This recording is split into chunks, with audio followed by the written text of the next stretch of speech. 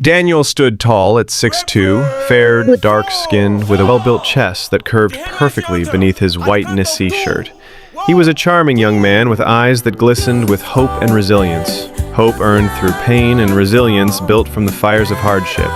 Born and raised in Ijero River, Enugu State, he had seen the tougher sides of life early. His father passed when he was just 10, leaving him in the care of his mother, Mama Ifeoma. A strong Igbo woman with skin weathered by frying oil and sun, yet always glowing with love. Mama Ifeoma sold akara, fried yam, and plantains beside First Bank PLC at a place called Wonderful in Ijero River LGA. That roadside stand was her altar, her battlefield, her bank. Through her sweat and tireless early mornings, she helped Daniel complete his higher education at Ijero River Cooperative College.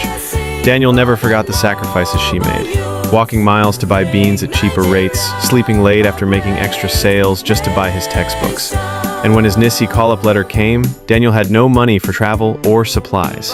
He entered the family farm, harvested cassava and vegetables, sold some to raise funds for his trip to Etiti State, and left the rest for his mother to sell while he served his country. After a grueling yet memorable 3-week orientation camp in Ese Amure Camp, Etiti State, filled with military drills, cultural integration, and community lectures, Daniel was deployed to Ijero LGA, a lively part of Etiti known for its markets, red soil roads, and vibrant schools.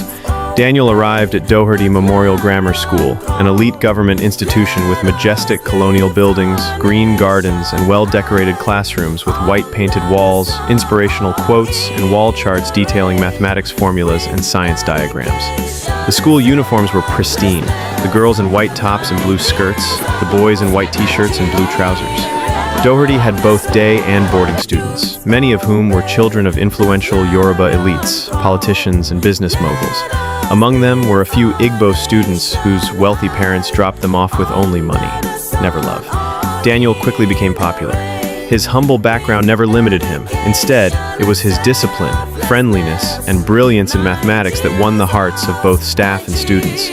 The principal, a kind man with round spectacles, often commended him in meetings. The gatekeepers called him Corper We Sabi, and even his fellow corps members gravitated toward him. Among all the students, Favor Olamide stood out.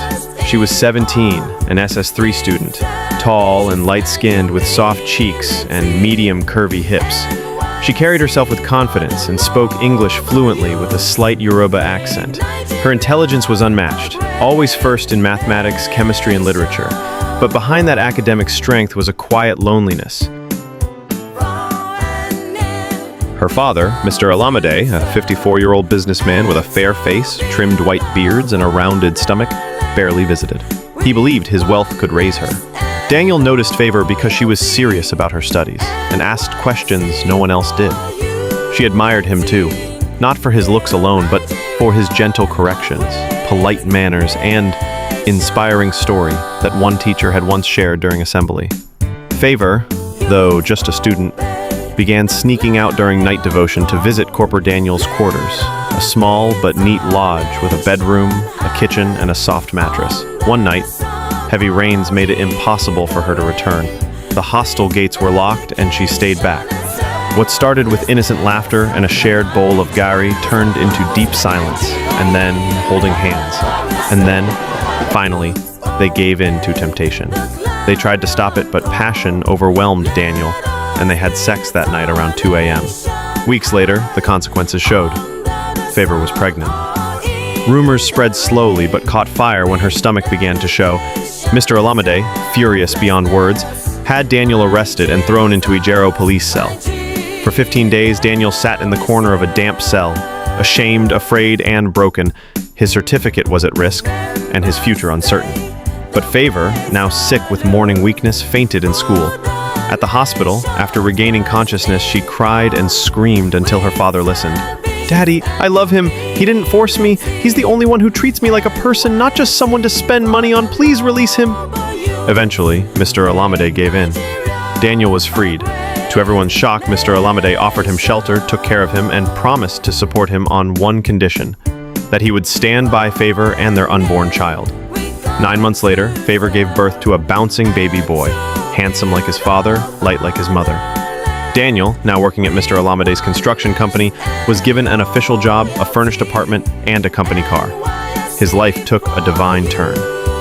When news reached Mama Ifeoma back in wonderful Ojai River, she wept on her Akara stand, lifting her hands to heaven. God, you've remembered me. You've remembered my son. Daniel went back to collect his NYSC certificate, not just as a corps member, but as a man who had faced storms and found favor in the process. NYSC took Daniel far from his roots, but brought him face to face with purpose, love, and favor. In the red-soiled roads of Ijero LGA at Doherty Memorial Grammar School, a boy from Akara roots met destiny in school uniform. Sometimes, service to fatherland brings you more than a certificate. Sometimes, it brings you love, legacy, and a name forever changed.